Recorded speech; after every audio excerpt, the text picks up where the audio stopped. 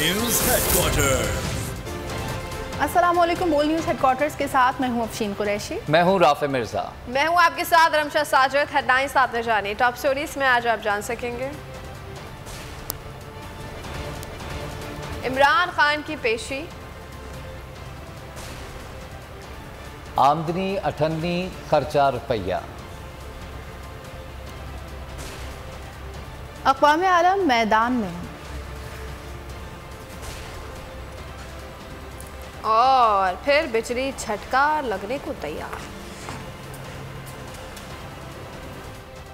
Bulletin का आगाज करेंगे और सबसे पहले आपको बताएं कि चेयरमैन पीटीआई इमरान खान के खिलाफ तौहीन अदालत केस की समाअत आज इस्लामाबाद हाई कोर्ट में दिन 2:30 बजे होगी। चीफ जस्टिस अतर मिनल्ला की सरबराही में 5 रुकनी लार्जर बेंच समाअत करेगा। अदालत ने इमरान खान को ज़ाती हैसियत में तलब कर रखा है। कोर्ट रूम में दाखिला सिर्फ रजिस्ट्रार ऑफिस के जारी करदा पासेस पर ही होगा।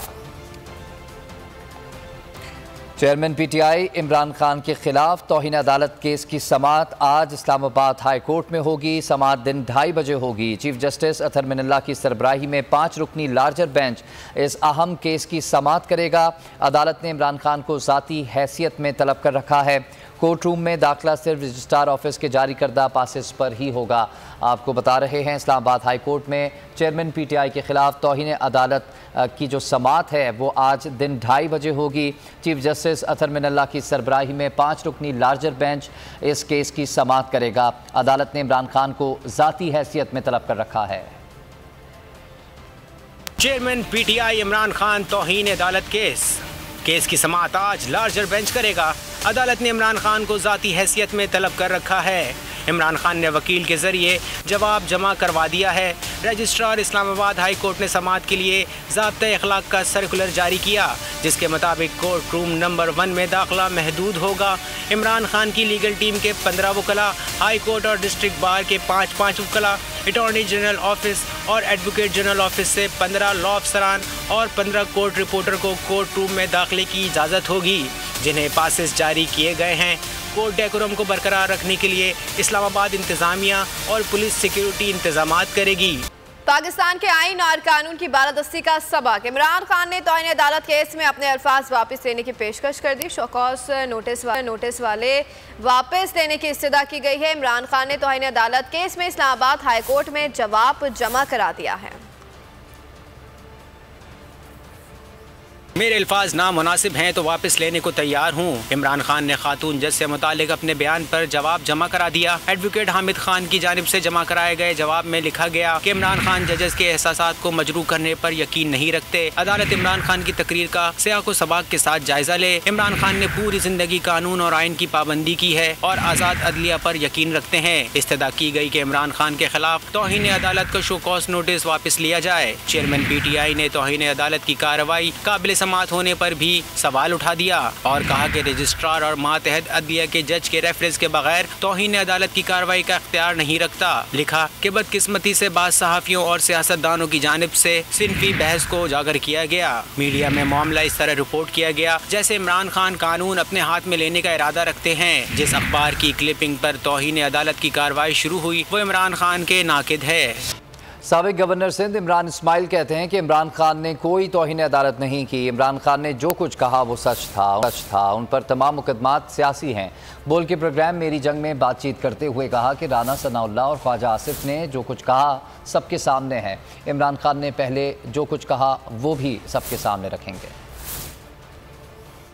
खान साहब कल अपना मौक़िफ़ वाज़ेह कर देंगे, इसमें ज़्यादा कमेंट करना मुनासिब नहीं है। मैं आपको बता रहा हूँ ये सारे पॉलिटिकली मोटिवेटेड केसेस हैं। मैं तो ये समझता हूँ कि खान साहब ने ऐसी कोई तौहीन नहीं की जिसके लिए उनको माफ़ी मांगनी पड़े। अच्छा। और नोइंग इमरान खान मैं ये भी जानता हूँ कि वो कट सकता है, झुक नहीं सकता। इमरान खान ने जो कुछ कहा है मेरा ख्याल है कि वो सच पर मबनी है। आपने ज़रूर वो देखा होगा राना सनाउल्लाह ने जो धमकियाँ लगाई थी, जो ख्वाजा आसिफ उल्टी सीधी बातें करते रहे हैं, वो आपने ज़रूर देखा होगा। ऑल फॉल जो बकते रहे वो पहले जो इमरान खान से पहले लोगों ने बात की है उसको भी ज़रा नाप लें उसी यार्ड स्टिक से, और फिर उसके बाद बात करें कि खान साहब ने क्या कहा है। ये लोग अवाम में बर्गर खाने भी नहीं जा सकते बाहर, तो वोट मांगने क्या जाएंगे। खबरों में आगे देखिए। फॉरेन फंडिंग देख ली।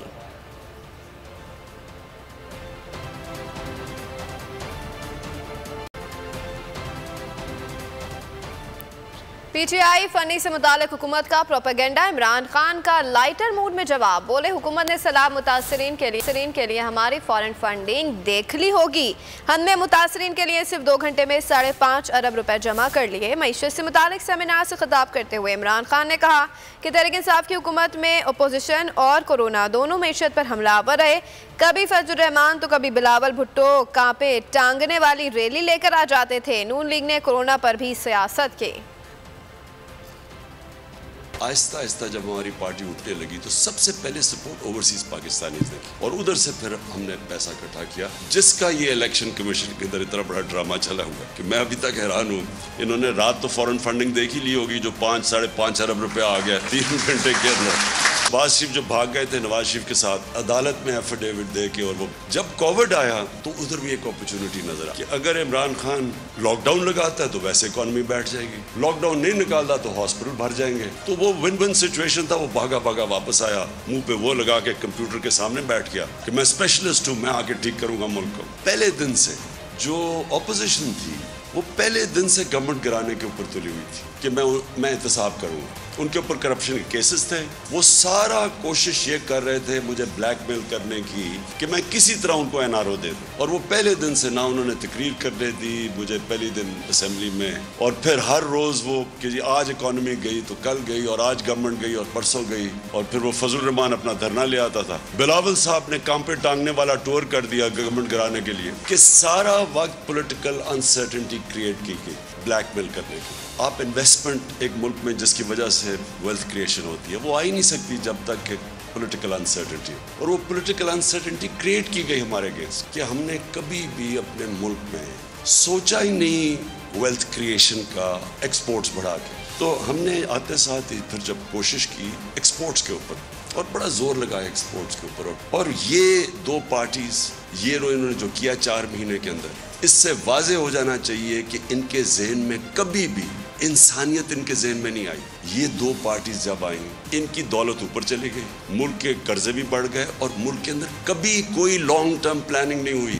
पाकिस्तानी कौम साजिश की कीमत अदा कर रही है। गैर यकीनी सूरत हाल है, आमदन बढ़ नहीं रही, अखराजात आसमान पर हैं। पीटीआई रहनुमा असद उमर का मईशत पर मुनक़िदा सेमिनार से खिताब। वज़ीर ख़जाना खैबर पख्तूनख्वा तैमूर सलीम झगड़ा बोले कि मुल्क में जब तक इलेक्शन नहीं हो जाता तब तक मईशत का कुछ नहीं हो सकता। ये साजिश की कीमत अदा कर रही है पाकिस्तान की कौम। ये इम्पोर्टेड हुकूमत मुसल्लत होने की कीमत अदा कर रही है कौम। ये जो अभी सूरत है वो ये 2 महीने और 3 महीने की बात नहीं है, तो हो गया है। आमदनी नहीं बढ़ रही है, बड़ी तेजी से मईशत जो है वो स्लो डाउन होती जा रही है। मजबूत हमारे सूबों की इकोनॉमी होगी उतना मजबूत ही जो है वो पाकिस्तान होगा। ये मिफ्ता इस्माइल की बजट से पहले उनसे मिलने गया था, उन्हें कहा था, उन्होंने हाथ भी मिला के कहा था कि मैं फाटा का बजट ज्यादा कर दूंगा, किताबें प्रिंट हो गई हैं इसलिए मैं अपनी बजट स्पीच में कहूँ। जो मिफ्ता साहब बताते नहीं है कि उसके दरमियान कोई 5-6 मुख्तलिफ मैसेजेस, उनको हर हफ्ते 2 मैसेजेस भेजता, 1 मिनट का टाइम नहीं। कि मईशत का तो जब तक इलेक्शन नहीं होता कुछ हो नहीं सकता। ये स्टॉक मार्केट भी कह रही है, ये करेंसी मार्केट भी कह रही है, ये पाकिस्तान के लोग भी कह रहे हैं। साबिक वज़ीर ख़जाना शौकत तरीन कहते हैं कि जो लोग हुकूमत में हैं ये तमाम लीडर पहले कहते थे कि IMF प्रोग्राम को फाड़ दो, ये हमारी आज़ादी पर हमला है। इन्हीं लोगों ने दावा किया था कि हम जब इक़्तिदार में आएंगे तो इसको रिवर्स कर देंगे, लेकिन अब ये हुकूमत खुद IMF की सारी शराइत मान रही है। जन में जब बैठ के इन सारों ने तकरीरें की थी और उसमें सारे के सारे बड़े लीडर्स थे और उन्होंने कहा था ये IMF प्रोग्राम को फाड़ दो और ये हमारी सॉवरेनिटी पर हमला है और 1 बिलियन की खातिर हम अपना पूरा का पूरा मुल्क बेच रहे हैं, ये बेच रहे हैं। और उन्होंने उस वक्त थ्रेट किया था, वार्न किया था IMF को कि ये अप्रूव हो भी जाएगा, हम जब आएंगी तो हम इसको रिवर्स कर देंगे। तो वो क्या था, हमने तो कुछ भी नहीं कहा।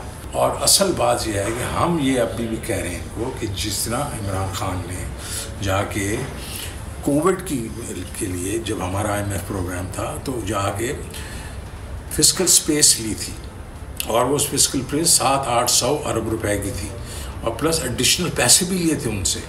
फिर बाद में जो है वो IMF ने भी $2.7 बिलियन दे दिया था। इस वक्त मुसीबत आई हुई है पाकिस्तान पे।